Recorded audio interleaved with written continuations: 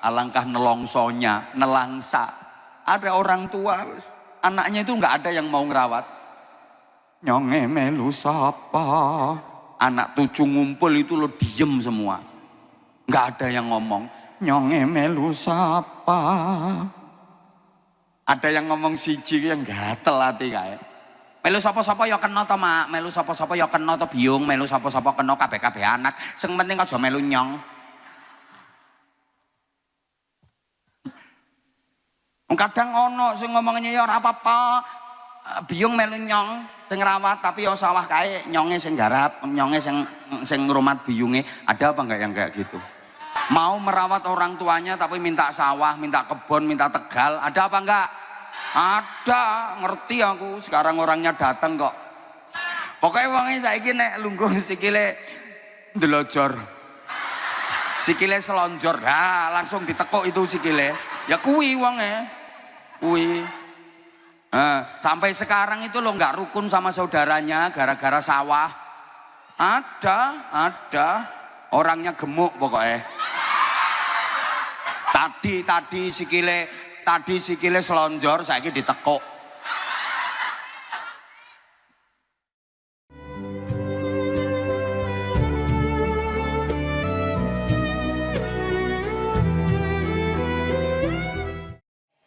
Tuntunan dalam agama mendoakan anak itu yang paling pokok. Semoga kalau laki-laki ya sholih, kalau perempuan sholihah. Selebihnya terserah didoakan apa saja yang baik-baik. Jangan sampai lupa mendoakan semoga anaknya kalau laki sholih, kalau perempuan sholihah. Selebihnya terserah. Didoakan pinter, didoakan kaya, didoakan jabatannya tinggi, didoakan jadi apa, terserah. Tapi jangan sampai ninggal doa sholih, sholihah. Kalau sudah sholih, jadi apa saja mesti barokah. Tapi kalau tidak sholih, tidak sholihah, jadi apa saja mesti musibah. Jadi petani, ya petani yang sholih, sholihah. Jadi pedagang, ya pedagang yang sholih, sholihah. Jadi pejabat, ya pejabat yang sholih, sholihah. Jadi artis, ya artis yang sholih, sholihah. Jadi apapun kalau sholih, sholihah mesti baik, mesti barokah. Tapi kalau nggak sholih, nggak sholihah, jadi apa saja mesti musibah. Mendoakan anak semoga pinter, penting. Anak itu kalau nggak pinter, ya kasihan hidupnya. Tapi jangan lupa didoakan mudah-mudahan sholih. Karena pinter saja kalau nggak sholih bahaya. Semakin ngerusak, sama-sama nakal. Yang pinter sama yang bodoh itu lebih bahaya yang pinter. Sama-sama jadi penjahat. Yang pinter dengan yang bodoh lebih bahaya yang pinter. Sama-sama maling, coba lebih bahaya mana? Maling bodoh atau maling pinter? Maling pinter. Maling oon itu paling-paling yang dicuri apa? Ayam. Itu pun ayamnya belum ketangkep, orangnya ketangkep duluan. Soalnya oon. Tapi kalau maling pinter yang dicolong Negara bisa dicuri, hasilnya bisa ratusan miliar bahkan triliunan. Itu pun nggak ketahuan karena pinter. Datang kemana-mana masih disambut baliho besar, selamat datang, selamat datang. Padahal maling. Di acara juga disebut yang terhormat, yang terhormat. Padahal bajingan itu. Karena pinter tapi tidak soleh. Allahumma sholli ala Muhammad. Para jamaah yang saya hormati rahimakumullah, setiap orang tua tentu berharap anaknya lebih hebat daripada orang tuanya. Betul? Sebejat-bejatnya orang tua pasti kepingin punya anak yang baik. Makanya nggak ada maling yang bercita-cita anaknya jadi maling. Nggak ada orang tua ngomongi anak, ya orang tuanya nakal pas maling. Nah, perjuangannya bapak jangan sampai putus ya nak ya. Bapak ini maling terkenal nak. Siapa nanti yang melanjutkan perjuangan bapak kalau bukan kamu? Nanti kalau bapak udah pensiun, kamu harus lebih hebat daripada bapak. Kamu harus jadi rampok internasional. Nah, nggak ada. Walaupun maaf bapaknya maling, itu pengennya anaknya ya jadi baik nak. Cukup bapak nak yang bejat nak. Kamu nanti ke pesantren ya nak, biar bisa kayak Gus Ahong. Enak cuma pegang mic sambil teriak-teriak, hasilnya udah gede itu nak.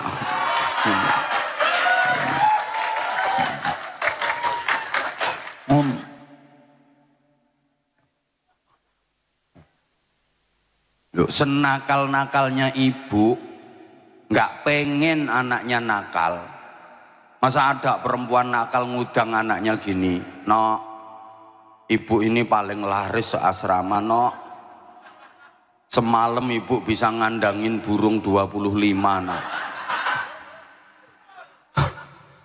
Kamu nanti harus lebih hebat daripada ibu. Nggak ada. Jangan kayak mama ya nak. Mama ini orang yang terjerumus ke lembah hitam. Kamu nanti harus jadi ustazah ya nak, untuk nebus dosa-dosa mama. Mesti gitu.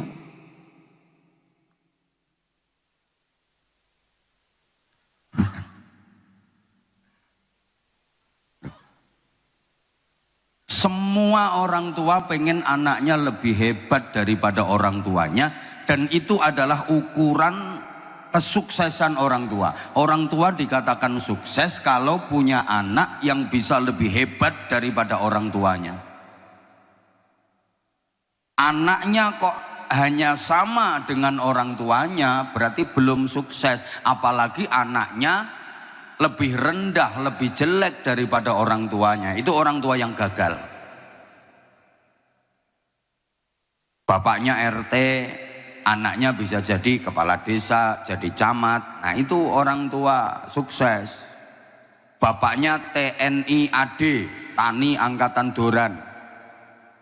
Bapaknya jadi polisi, jadi TNI Angkatan Darat. Itu orang tua sukses. Maka maaf, saya bisa katakan orang tuanya Pak Kapolsek, orang tuanya Pak Kepala Desa, beliau-beliau itu orang sukses. Izin, mungkin ayahnya Pak Kapolsek itu mungkin petani, mungkin. Betul dan? Betul, kelihatan. Kelihatan. Wong sekarang di wajah beliau masih ada sisa-sisa wajah petani. Kelihatan. Artinya barokah dari kerja gigih, ikhtiar ayah beliau. Tapi bisa mendidik dan mengantarkan putranya menjadi perwira, menjadi kapolsek. Jadi yang sukses itu ayahnya, bukan orang itu. Lah orang itu sukses apa enggak? Lihat nanti anaknya. Nah kalau anaknya bisa kapolres, baru disebut sukses. Lah wong bapaknya Kapolsek kok anaknya ketua RT misalnya. Ya berarti gagal beliau. Nah, para jamaah rahimakumullah, lebih hebat lagi itu kita bisa mendidik anak menjadi anak yang pelopor, bukan pengekor, yang pengais, bukan pengemis, yang perintis, bukan pewaris, yang penggerak, bukan penggertak, yang punya karakter, bukan yang karaten, yang luar biasa, bukan yang biasa di luar, yang beradab, bukan yang biadab, yang terpelajar, bukan yang kurang ajar, yang ahli zikir, bukan yang tukang kentir, yang ahli sholawat, bukan yang ahli maksiat, yang ahli Quran, bukan yang tukang pacaran. Lho iki angel lho iki, gathuk-gathuk iki ngene iki angel. Ora gampang. Sebenarnya aku nggak butuh tepuk tanganmu. Yang aku butuhkan uluran tanganmu. I love you. Sing tuwek ra usah.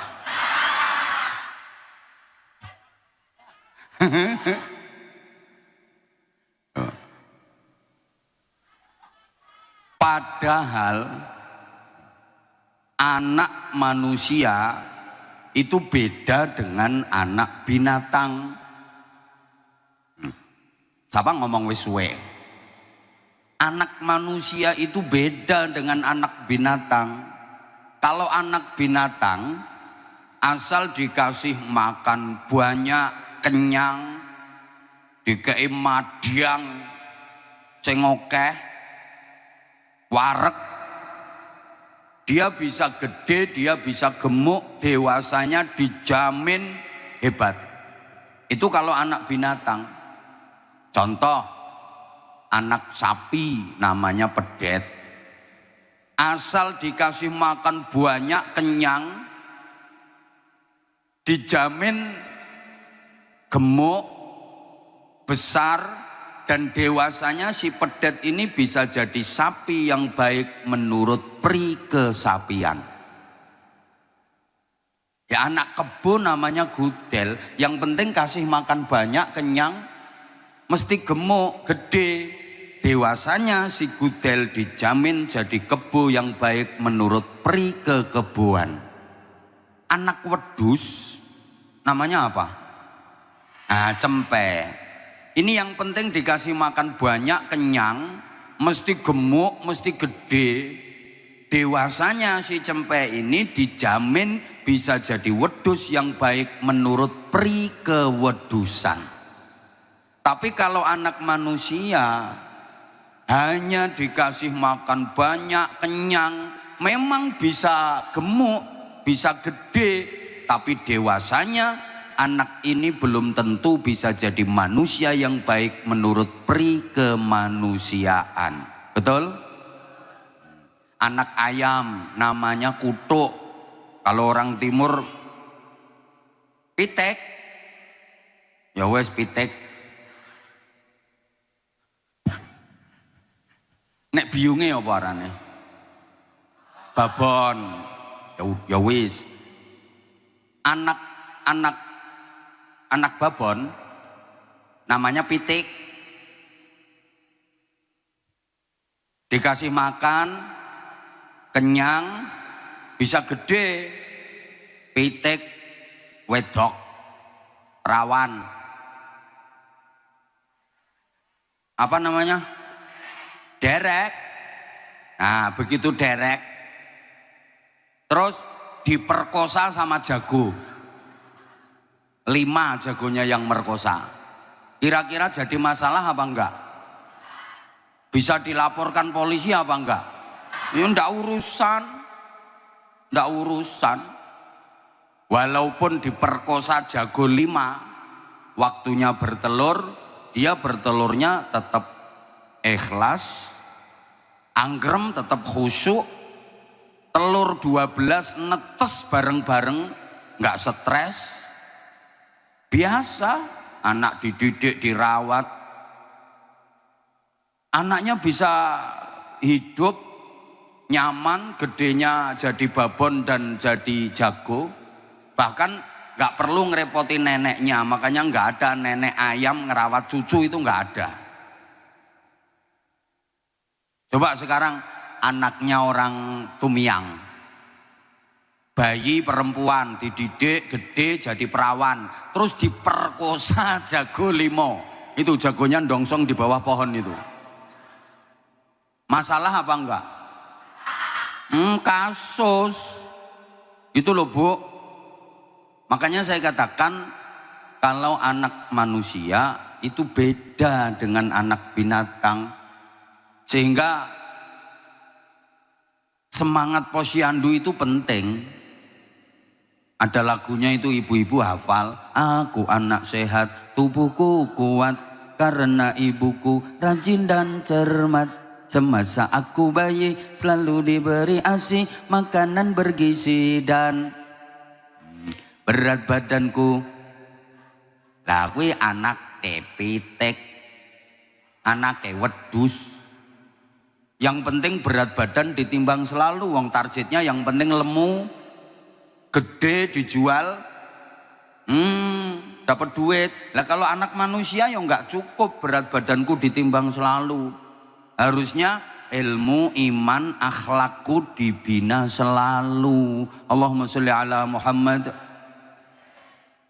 Nah, kalau kita pengen agar anak-anak kita jadi hebat, kalau dalam bahasa Al-Quran itu jadi generasi yang ulul albab, alladzina yadhkurunallaha qiyaman wa qu'udan wa ala junubihim.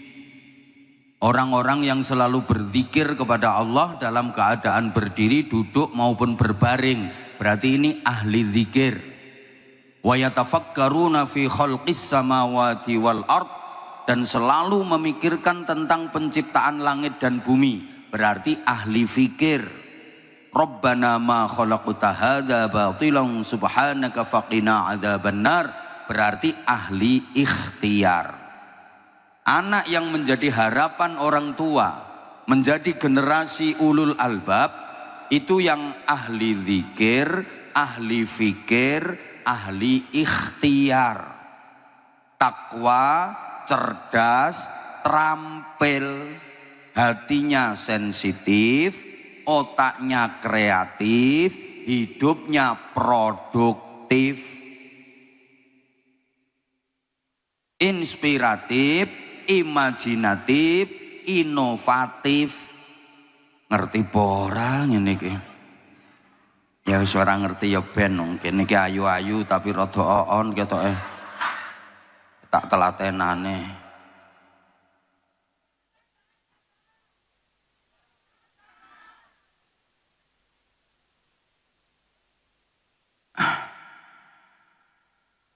Ngerti, pinter, prigel, sregep zikir, pinter mikir, gelem nyupir, duwe musuh wani melintir.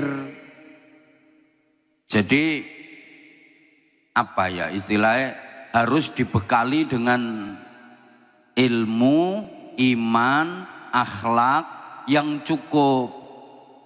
Kalau saya sering sampaikan, anak mempunyai 3 ilmu secara terpadu: ilmu agama, ilmu profesi, dan ilmu kreasi. Ilmu agama didapat melalui ngaji, ilmu profesi didapat melalui sekolah, ilmu kreasi didapat melalui realita kehidupan. Ilmu profesi, anak akan menjadi cerdas. Dengan ilmu kreasi, anak akan menjadi terampil. Allahumma sholli ala Muhammad. Ilmu agama mengolah rasa, ilmu profesi mengolah rasio, ilmu kreasi mengolah raga. Jadi anak tuh yo pinter olahraga, pinter olah rasio, pinter olah rasa. Anak bisa bekerja pakai otot namanya kerja keras, bisa bekerja pakai otak namanya kerja cerdas, bisa bekerja pakai hati namanya kerja ikhlas. Kerja keras, kerja cerdas, sekaligus kerja ikhlas. Kalau hanya kerja keras, hasilnya pas. Tapi kalau mau kerja cerdas, hasilnya lebih luas.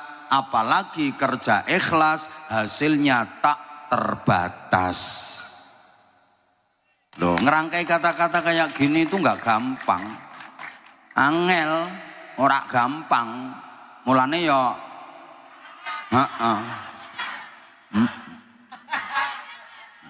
ya pengen murah ya bojone Rika kok ceramah. Ngeyel lah. Kerja kalau hanya mengandalkan otot itu namanya kerja keras, hasilnya pas.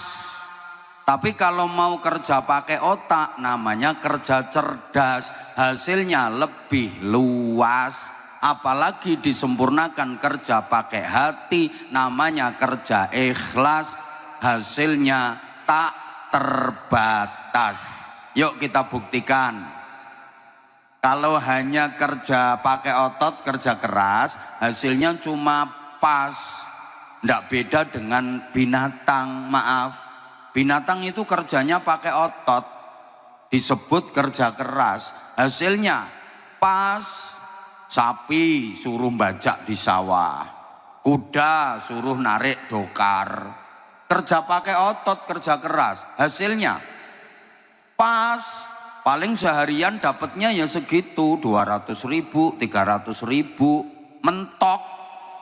Manusia kalau kerjanya hanya mengandalkan otot saja, kerja keras, hasilnya yo pas. Maaf banget, tidak bermaksud merendahkan.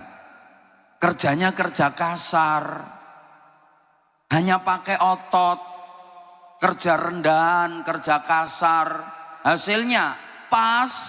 Paling-paling sehari ya 200.000, 300.000. Coba kalau mau kerja pakai otak, kerja cerdas, kerja profesi, hasilnya lebih luas. Contoh dokter.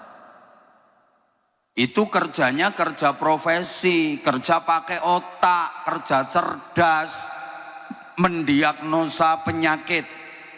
Oh ini penyakitnya ini, obatnya ini. Jadi kerjanya pakai otak, kerja cerdas, maka hasilnya lebih luas. Dokter itu kerjaannya nyoblos itu loh kerjaannya. Bandingkan dengan yang sama-sama nyubles tapi kerjanya pakai otot, kerja keras. Tukang bor sumur itu suntiknya gede, berat, panas. Yang dicubles ya atos, keras. Ratusan kali brus belum ngongkeknya, drodosan ndak karuan. Dapatnya seharian paling 200.000, 300.000. Dokter cublesnya kecil, sejuk tempatnya ber-AC, ruangannya wangi, harum, yang dicubles empuk, albokongu, bisa sambil isek-isek. Nggak ada pakai nawar, nggak ada. Brus 1 juta, nggak bisa kurang Pak Dokter, enggak. Coba, kalau toh kiai.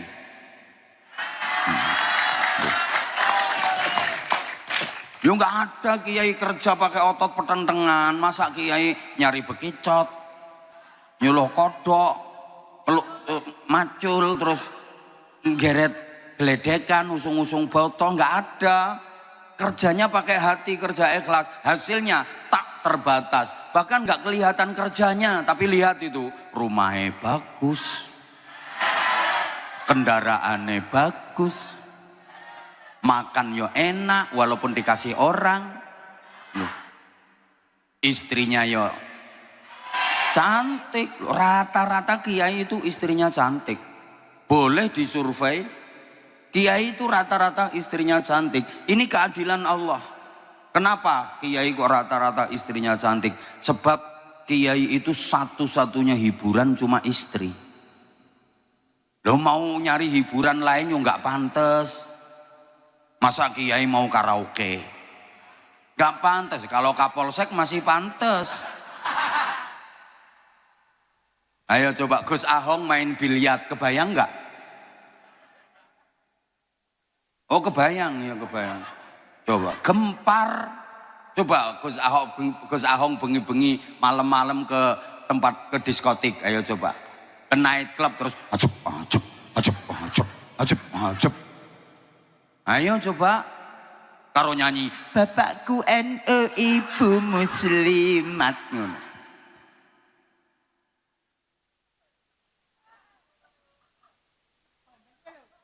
Viral se-Indonesia Raya gitu loh. Nggak ada hiburan, satu-satunya hiburan istri. Maka Allah itu adil. Ya udah, karena nggak ada hiburan, hiburannya cuman istri, kasih yang cantik dulu. Makanya kalau ada kiai istrinya kok nggak cantik, apes dan apes uripe. Hiburannya cuman satu, jelek pula. Astaqobbalallahu minna wa minkum taqobbal ya karim. Udah, contoh sederhananya begini. Nggak usah jauh-jauh. Lihat sekeliling sampean. Lihat sekeliling penjenengan Bapak Ibu. Ada orang makin tua hidupnya makin enak, tambah mulia. Itu mesti karena anak. Saya ulang. Ini kayaknya kok belum konsentrasi ya, belum fokus ya jamaahnya. Terutama ibu-ibu dan mbak-mbaknya. Masih banyak yang terpana memandang saya.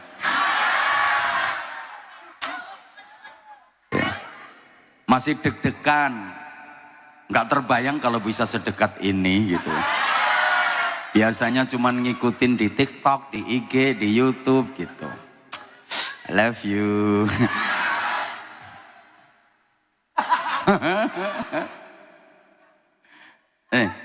Coba lihat sekeliling kita aja. Ada orang makin tua hidupnya makin enak, makin mulia. Itu rata-rata karena dimuliakan sama anak-anaknya. Rumah dibangunin sama anaknya. Dibikinkan rumah sama anaknya. Bahkan diberangkatkan umroh, diberangkatkan haji sama anak-anaknya. Dia tambah tua, tambah mulia. Kenapa? Karena dia berhasil mendidik anak. Karena dia sukses mendidik anak. Makin tua hidupnya makin enak, makin tua hidupnya makin mulia. Sebaliknya, ada orang makin tua hidupnya makin sengsara, makin menderita. Rata-rata itu juga gara-gara anak. Karena dia gagal mendidik anaknya. Dunyane dintekne karo anake dewek. Orang tuanya keleleran itu, anak yang gak perhatian sama sekali. Ada loh itu, anak yang gak perhatian sama orang tuanya. Ada apa enggak? Ada, ini datang kok orangnya. Sekarang orangnya lagi kipas-kipas.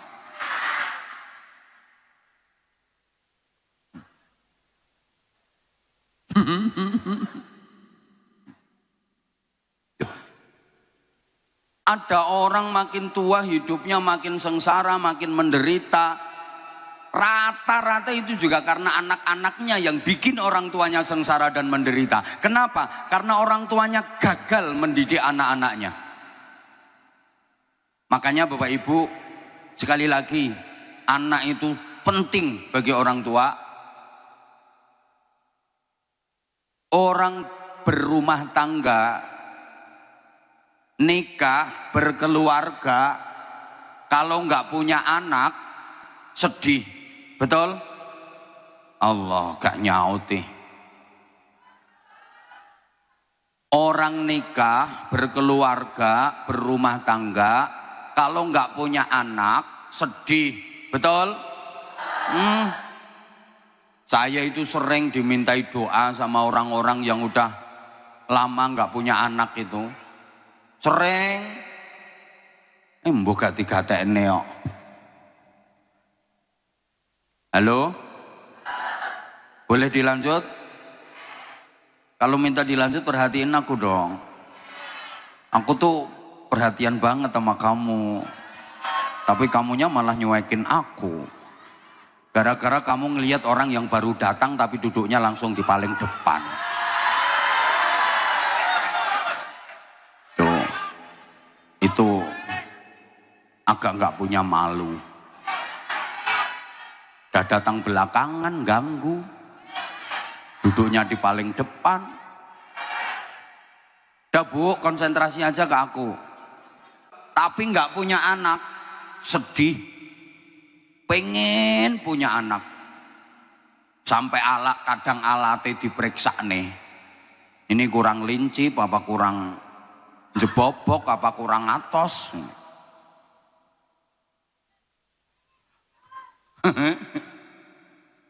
Astagfirullah. Pengen punya anak, tapi punya anak kok nakal, lebih sedih lagi. Melebihi sedihnya nggak punya anak. Mending nggak punya anak daripada punya anak nakal. Kenapa? Karena merawat anak nakal itu masih lebih mudah merawat wedhus nakal. Loh, wedhus nakal. Misalnya sampean punya wedhus nakal, wegah ngerumate, males merawatnya, solusinya gampang. Nah, didol wedhus. Tapi anak nakal, ayo coba dijual. Ora payu, kasih orang, nggak ada yang mau. Dinasehati bantah, ayo coba. Suruh minggat yo nggak berangkat, dibuang, bali mulih.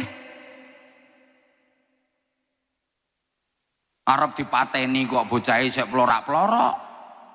Arab dilebokne menjero meneh dalane wis kadung ora sedeng. Susah.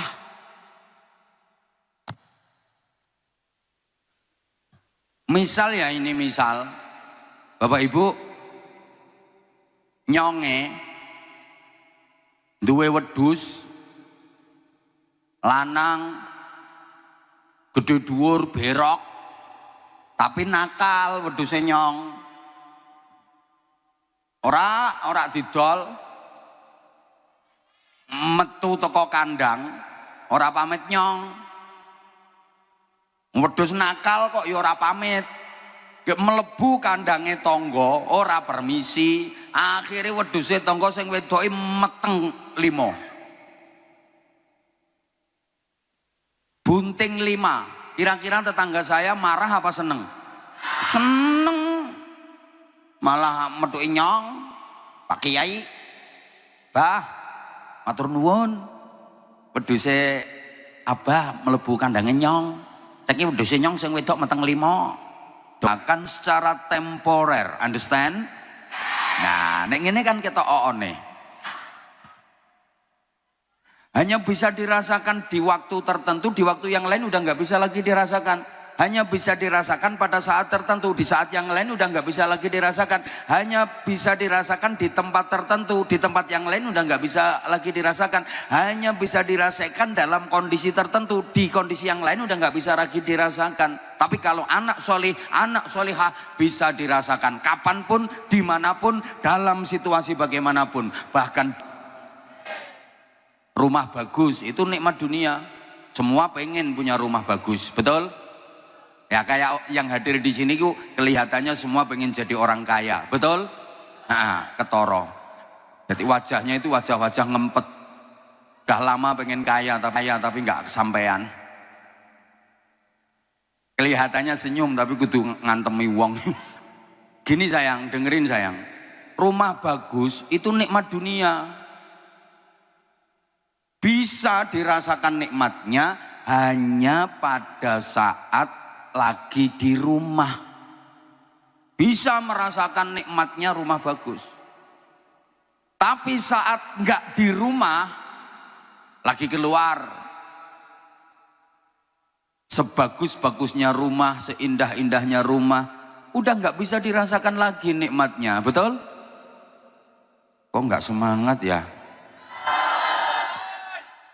Punya belenok mentok molek ki montok mentok molek kinyis mingis mentong moblong denok debleng. Nikmat dunia Pak, punya istri cantik bisa dirasakan kalau Bapak sehat.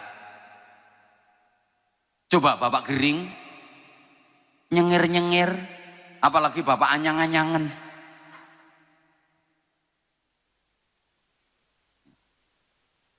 Tapi kalau anak solih, anak solihah bisa dirasakan nikmatnya kapanpun, dimanapun, dalam segala keadaan, dalam semua situasi, bahkan dunia akhirat. Allahumma sholli ala Muhammad.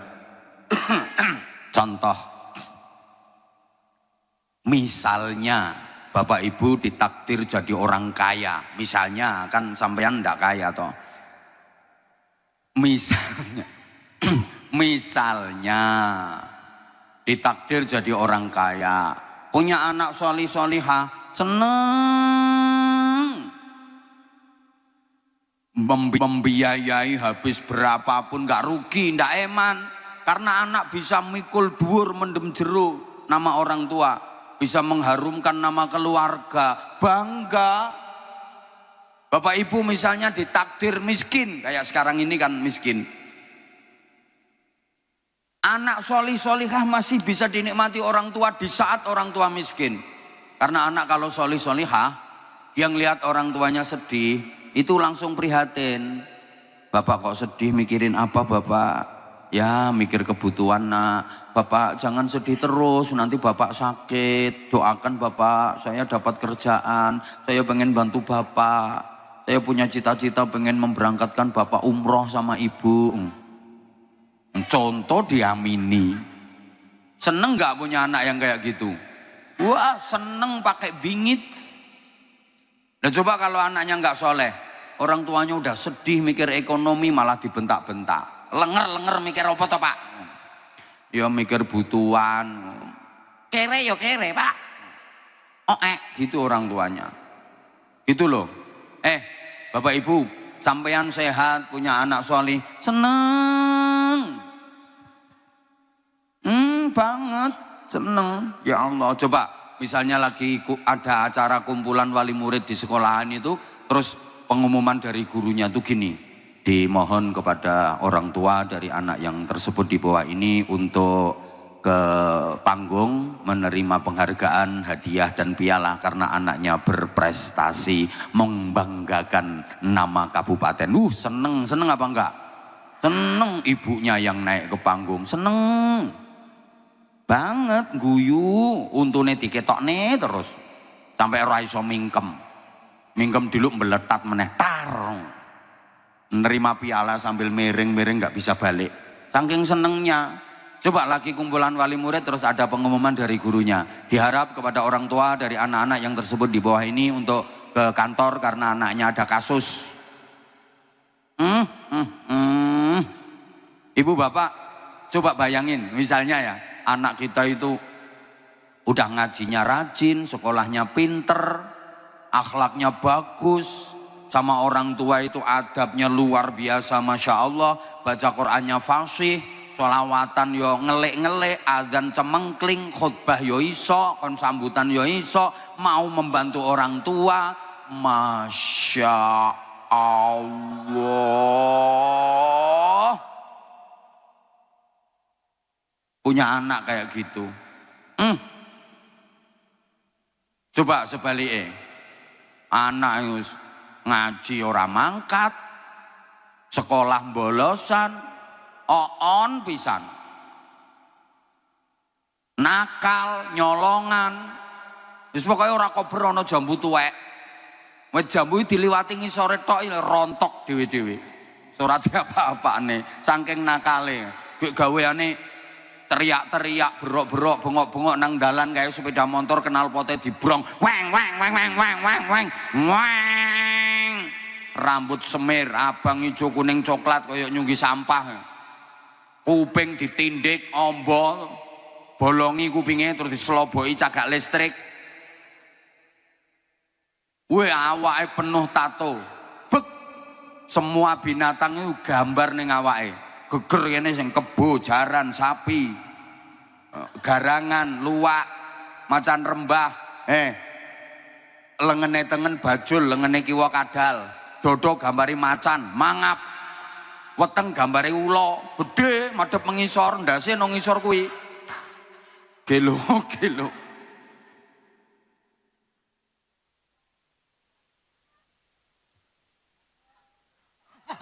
Bapak Ibu maaf, sampean sehat kayak gini loh, punya anak solih solihah, seneng. Lagi denger khataman dari masjid yang baca pas anaknya sampean. Baca Qur'annya fasih, tajwidnya bener, tartil, goyahnya enak, lagunya enak gitu.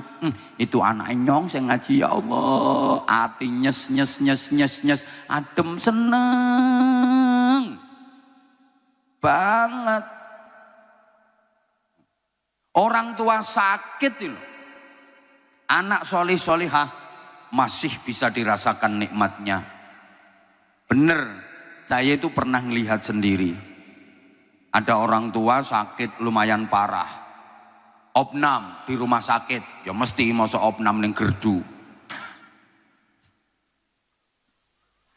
Lah ini mau bantah ya ini. Opnam di rumah sakit. Oh lumayan parah. Diimpus. Bahkan udah pakai alat bantu nafas. Apa itu namanya? Oksigen. Ventilator ngono lho, malah kompresor. Astagfirullahaladzim. Ventilator, kompresor. Oke malah ngarani tabung LPG jadi.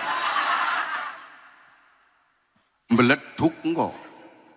Kayak ventilator kayak lho, sing berkutuk kayak lho. Udah diimpus.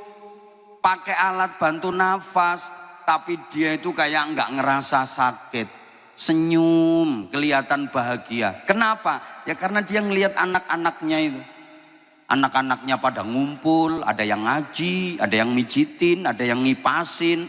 Ya Allah, saya terus berpikir, bener, ternyata anak solih solihah itu bisa dinikmati orang tuanya sekalipun orang tua dalam keadaan sakit. Masya Allah. Ayo coba kalau anaknya nakal, lo orang tuanya di rumah sakit kadang nggak mau nungguin, mau nungguin aja ribut berantem sama saudara. Gara-gara dia udah nunggu 4 hari, sementara kakaknya belum nungguin sama sekali. Yo gantian nyonge terus yang dipeloro neng kene wis petang dino nyonge nong kene rikara to neng kene sibuk podo-podo sibuk, sing sibuk orang mengiri katok. Ada apa enggak yang kayak gitu? Ada. Sekarang orangnya datang, nyongnya ngerti, pakai jilbab. Kedudukannya anak apa? Gak butuh duit, kekayaan, harta, ndak butuh, ndak penting semua.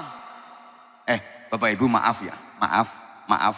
Rika, sedaya, apa tuwek? Sampean sekabian kan apa tuwek? Nggak enom terus ndak.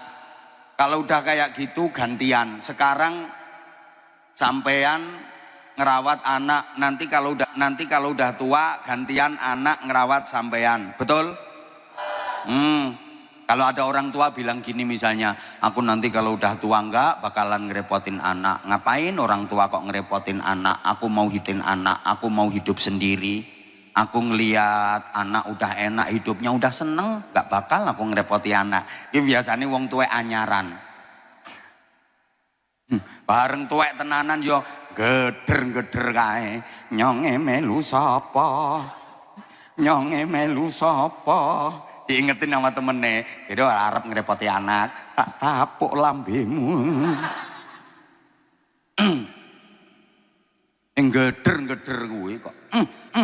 Alangkah bahagianya kalau ada orang tua yang dijadiin rebutan sama anak-anaknya. Artinya semua anak pengen ngerawat orang tuanya. Nyonge melu sopo. Jadi melu nyong mak, melu nyong biung, melu nyong yung, melu nyong.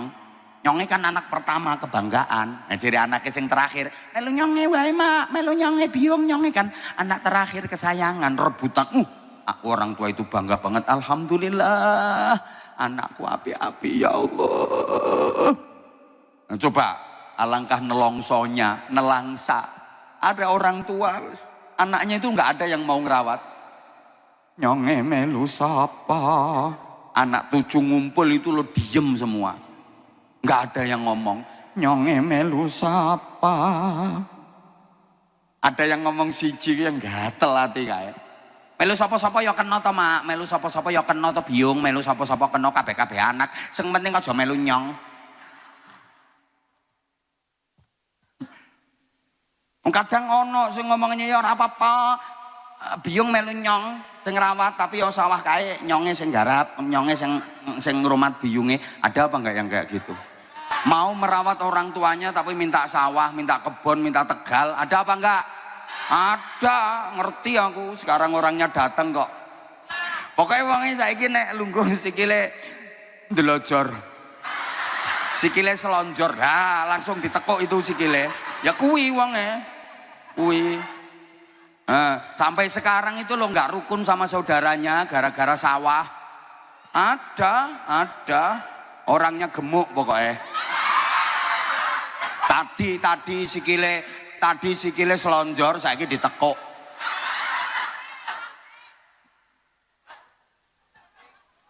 Pas lah. Pas.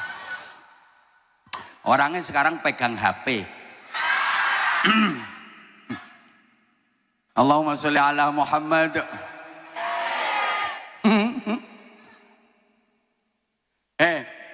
Apalagi kalau udah sakit di masa tua, sakit yang itu sakit menjadi sebab kematian. Satu-satunya yang diharapkan dan yang bisa membahagiakan orang tua adalah dikepung sama anak-anaknya, didoakan sama anak-anaknya, yang ngaji anak-anaknya, yang membimbing anak-anaknya, yang mentalkin kalimah tauhid la ilaha illallah anaknya sendiri, mengantarkan sowan menghadap Allah Subhanahu wa taala dengan kalimah tauhid, dan itu dibimbing oleh anaknya sendiri. Itu yang paling membahagiakan orang tua. Dibimbing sama ustadz, sama kiai, beda dengan dibimbing anaknya sendiri. Lain. Karena ustadz itu kadang-kadang ikhlas, kadang-kadang enggak. No. Kalau dapatnya gerenjel kandel ya ikhlas. Contoh Ustadz Ahong. Nah kalau dapatnya tipis ya ndak ikhlas. Suruh bimbing orang mau meninggal itu loh. Nah, kalau kandel ya Allah. Ikhlas gitu. Allah. Bukan orang tuanya. Kalau dapatnya tipis ya. Apalagi yang dibimbing mau mati itu sulit matinya. Lama nazak ndak mati-mati. Akhirnya kan kesel ustadz. Allah. Weh Allah. Ini orang mati-mati tak tekek pisan nih kengko. Ustadz model ngono kuwi. Tetapi kalau anaknya sendiri kan mesti ikhlas. Betul. Kalau orang tua udah sakit yang menjadi sebab kematian, apalagi menghadapi naza' sakaratul maut, udah yang diharapkan hanya doa anaknya, bimbingan anaknya. Udah. Harta anak wis gak perlu. Donyane anak sepiro wae wis ora penting. Ndak butuh. Apapun pangkat, kedudukan, jabatan anak wis gak penting, ora kanggo. Ora. Yang dibutuhkan ya anak yang pinter ngaji, anak yang solihah. Coba. Halo? Nah kalau anaknya nggak bisa ngaji coba. Orang tuanya wis mengkis nafasnya tinggal Senin Kemis ya.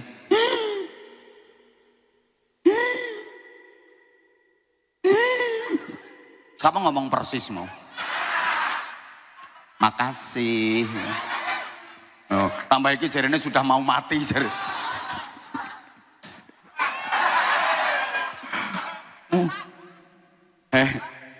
Coba. Lah anaknya nggak bisa ngaji. Orang tua ini udah. Nak, Rene nak. Apa pak? Ngaji nak. Ngaji apa? Ngaji Yasin nak. Yasin apa kawin? Dia nggak kenal surat Yasin, dipikir Yasin temennya itu. Ya Allah ya Karim. Coba kalau anaknya pinter ngaji, solihah, yang lain pada ngaji, ngepung orang tuanya yang lagi sakit. Terus ada satu anaknya itu yang mendekap orang tuanya yang mau meninggal, nafasnya udah berat. dibimbing sendiri sama anaknya. Lesan anaknya ditempelkan ke telinga orang tuanya dengan tulus, dengan ikhlas membimbing. La ilaha illallah Muhammadur Rasulullah. Nanti kalau nafasnya udah berat, ikhlas anaknya. Allah. Ibunya niruin.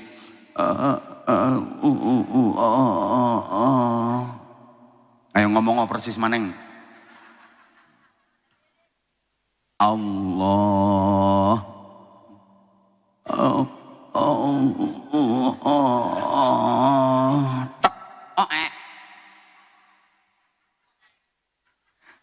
Ya biar asyik itu dikasih mati membawa kalimat tauhid yang terakhir kali terucap oleh lesannya adalah Allah. Ayo nanti di alam kubur ketemu mungkar nakir. Segarang apapun mungkar nakir, nyantai karena yang tertanam di hatinya Allah, yang terakhir keluar dari lesannya Allah. Menghadapi mungkar nakir, man rabbuka, nyantai Allah. Kenapa? Ya karena udah dibimbing sama anaknya tadi. Yang terakhir terucap dari lesannya Allah, yang tertanam di hatinya adalah Allah. Allahumma sholli ala Muhammad.